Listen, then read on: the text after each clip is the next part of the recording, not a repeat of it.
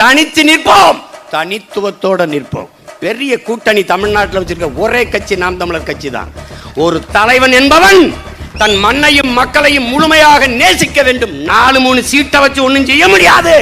நாட்டை வென்றால் தான் கனவை நிறைவேற்ற முடியும்.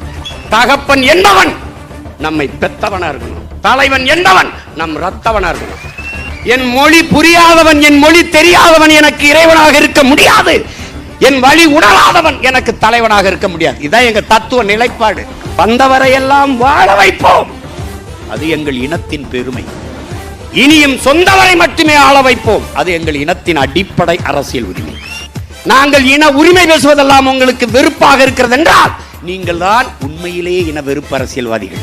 கடற்கரை எவனுடைய கல்லறையாம இருக்க முடியாது, கடற்கரையாத்தான் இருக்கணும். என்ன செஞ்சிருவா சீமான்?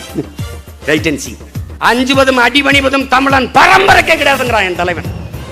பயம் என்பது கோழைகளின் தோழன், வீரனுக்கு எதிரி. சாவுக்கு அஞ்சாதவன் சரித்திரமாகிறான், சாக பயந்தவன் தரித்திரமாகிறான். இதான் தலைவர் நமக்கு கற்பிச்ச கோட்பாடு.